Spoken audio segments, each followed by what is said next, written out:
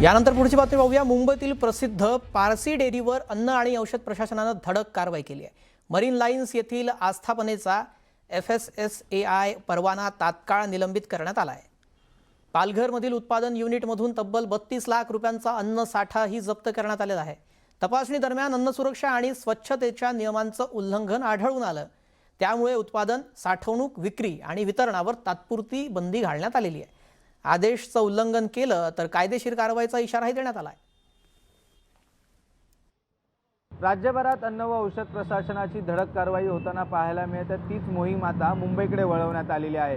अगदी मुंबईत Rustomjee ice cream parlour, त्याचबरोबर शालीमार हॉटेल आणि त्याचबरोबर आता पारसी डेअरी फार्म अशा अनेक ठिकाणी जे आहे ती अन्न व औषध प्रशासनाची कारवाई करण्यात आलेली आहे। अगदी कालच पारसी डेअरी फार्म म्हणजेच मरीन ड्राईव्ह येथे असणारं प्रसिद्ध असणारं जे पारसी डेअरी फार्म आहे, जे अनेक दशकांपासून दर्जेदार दुग्धजन्य पदार्थांसाठी ओळखल्या जाणाऱ्या या आस्थापनावरती कारवाई करण्यात आलेली आहे। अगदी FDAच्या तपासणीत अन्न सुरक्षा आणि स्वच्छतेसंदर्भातील गंभीर त्रुटी आढळल्यामुळे या उत्पादन विभागातील भिंतींवर बुरशी, कच्च्या मालाच्या जमिनीवर साठवणूक, माशांचा वावर, त्याचबरोबर कीटक, उंदीर प्रतिबंधक यंत्रणेचा अभाव तसेच उत्पादनावरती असणारे आवश्यक लेबलिंग नसल्याने, म्हणजे जे आपण एखादं प्रोडक्ट किंवा एखादी मिठाई किंवा दूध किंवा पनीर असे या पारसी डेअरी फार्ममध्ये मिळतं, जे लेबलिंग जे आहे त्या किंवा एक स्टिकरिंग केलं जातं ते आवश्यक लेबलिंग नसल्याने FDAच्या निदर्शनास आले आणि ही गंभीर त्रुटीची दखल घेत FDAने थेट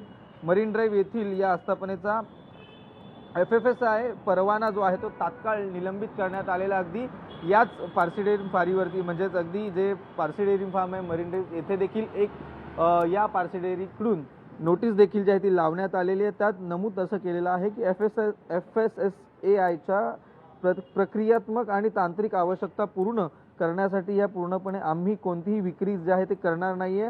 आम्ही निष्ठावंत ग्राहकांची जी आहे ती गैरसोय होत आहे, त्यामुळे आम्हाला माफ करावं अशा प्रकारची देखील जो नोटीस जी आहे ती ह्या ठिकाणी लावण्यात आली। त्याचबरोबर तांत्रिक आणि कायदेशीर प्रक्रिया पूर्ण करणे बाकी आहे, त्यामुळे तुम्हाला FSSAI नियमांबद्दल आणि त्याचबरोबर परवान्याबद्दल अधिक जी आहे ती माहिती जरी प्राप्त नसली असली तरी या संपूर्ण पारसी डेअरी फार्म जी आहे ती आता बंद करण्यात आलेली आहे आणि येत्या पुढच्या काही दिवसात संपूर्ण कारवाई कोणती केली जाते ह्या संपूर्ण पारसी डेअरी फार्मवरती हे देखील पाहणं आता तितकंच महत्त्वाचं ठरणार आहे। व्हिडिओ जर्नलिस्ट सुधीर जाधवसह Shrikrishna Avati, news 18 Marathi, Marine lines.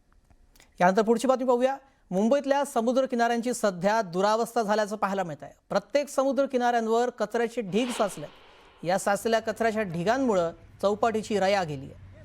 दरवर्षी पावसामुळे समुद्राला येणाऱ्या भरतीत लाखो टन कचरा हा समुद्र किनाऱ्यावर फेकला जातो, परंतु मागील वर्षीच्या तुलनेमध्ये यंदा कचऱ्याचं प्रमाण जास्त असल्याचं दिसून येतं। आपणच टाकली ना।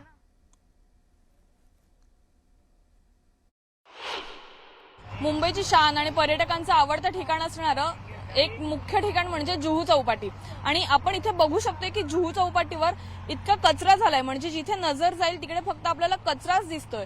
अगदी सुंदर असलेला हा समुद्र किनारा आता कचऱ्याच्या वेढ्यात सापडलेला आपल्याला बघायला मिळतोय।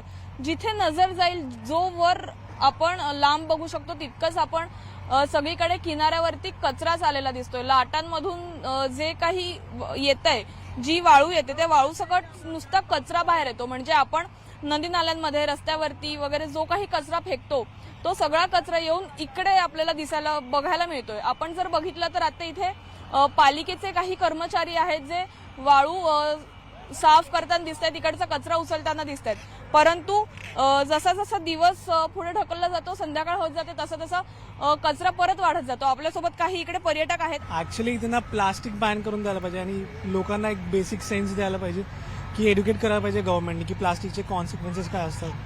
जर माझं सजेशन आहे की गव्हर्नमेंटला इथं प्लास्टिकमध्ये प्रॉपरली इथं बॅन करायला पाहिजे आणि एक प्रॉपरली एक एड्युकेशन प्लॅन द्यायला पाहिजे, लोकांना एड्युकेट करायला पाहिजे की कसं इथे पब्लिक प्लेसचं हायजीन मेंटेन करावं। जर इथं कचरा वाढत असेल तर त्याला नागरिकच जबाबदार आहे। प्रत्येक येणाऱ्या नागरिकांनी जर इथं स्वच्छता ठेवली तर इथं कचरा वाढणार नाही आणि प्रशासनाला पण त्याचा त्रास होणार नाही। पण प्रशासनाने पण त्याची जबाबदारी घेतली पाहिजे की ते कोणता नागरिक एखादा जर कचरा करत असेल तर तिथं त्यांनी फाईन लावला पाहिजे। या कचऱ्याची विल्हेवाट लावायची अंमलबजावणी केली पाहिजे। हेच इकडच्या सगळ्या नागरिकांचं आणि पर्यटकांचं आणि तसंच बघायला गेलं तर मुंबईकरांचं देखील म्हणणं आहे. त्यामुळे यावरती कारवाई कधी होणार आणि काय ठोस पावलं उचलली जाणार हे पाहणं महत्त्वाचं ठरणार आहे. व्हिडिओ जर्नलिस्ट गणेश काळेसह मी वैदिक कर्णिक, न्यूज 18 मराठी, मुंबई.